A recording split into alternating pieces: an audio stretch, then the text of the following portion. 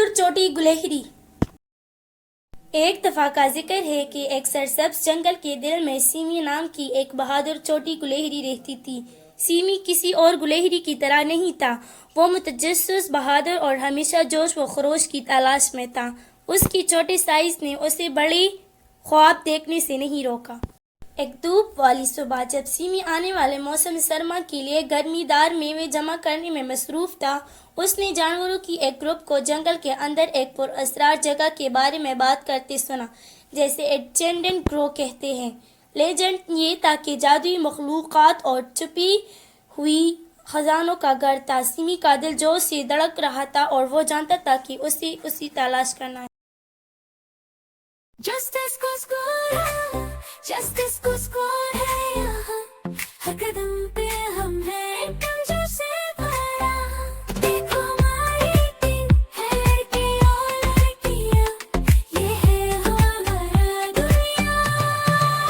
مستی کا نیا آسمان، جب بھی مشکل آئے ہم ساتھ ہیں آپ کے، پاور پیک۔ جسٹ اسکواڈ 20 مئی سے ہر پیر کے رات 8 بجے صرف طبی کارٹون کی چینل پر۔ دوسری جانوروں کی وارننگ کو نظر انداز کرتے ہوئی سیمی نے انچینٹڈ گروو کی طرف اپنے مہم جوئی کا آغاز کیا۔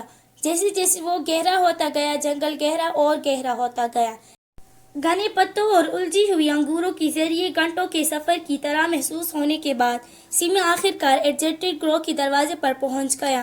ہوا ایک دوسری دنیا کی چمک سے بھری ہوئی تھی اور درخت قدیم زمانے کے رازوں کو سرگوشی کرتے دکھائی دے رہے تھے۔ جیسے ہی سیمی نے باغ کی کھوج کی، اس کا سامنا بہت سی جادوئی مخلوقات سے ہوا۔ پریاں جو پھولوں کے درمیان رقص کرتی ہے، باتیں کرنے والی جانور حکومت کی کہانیاں سناتی ہے، اور یہاں تک کہ ایک عقل مند بوڑھا الو جو رہنمائی پیش کرتا ہے۔ لیکن جیسے ہی سیمی گروو کی گہرائی میں داخل ہوا، اس نے ایک خطرناک صورتحال سے ٹکر کھائی۔ خرگوشوں کا ایک خاندان ایک جھاڑی میں پھنس گیا تھا، جس کے چاروں طرف کانٹوں نے گھیرا ہوا تھا اور فرار ہونے میں ناکام تھا۔ بغیر کسی ہچکچاہٹ کے سیمی حرکت میں آ گیا، کانٹوں میں سے گزرنے اور پھنستے خرگوشوں کو بچانے کے لیے اپنی پھرتیلی چستی کا استعمال کیا۔ سیمی کی بہادری کے لیے شکر گزار خرگوش اسی کے دل کی طرف لے گئے، جہاں ایک شاندار درخت لمبا اور فخر سے کھڑا تھا۔ اس کی شاخوں کے نیچے قیمتی جواہرات سے بھرا ہوا خزانہ ہے۔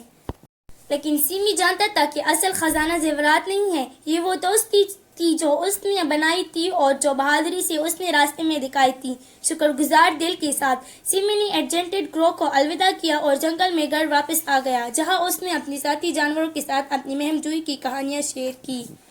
اس دن سے آگے سیمی کو جنگل میں سب سے بہادر گلہری کے طور پر جانا جاتا تھا، اور اس کی ہمت نے دوسروں کو ان کے خوابوں کی پیروی کرنے کی ترغیب دی، چاہے وہ کتنا ہی بڑا ہو یا چھوٹا۔